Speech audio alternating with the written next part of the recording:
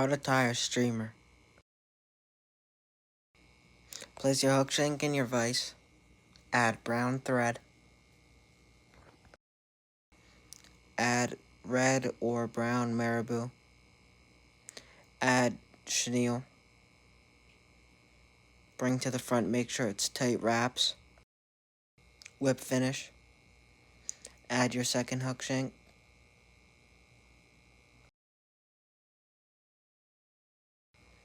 Tie your thread on and repeat 3 to 4 times. Add your wire and your hook. Tie the wire on your hook. Bring to the front and keep a hook. The eye of the hook is how much there should be in the back where you can see through it.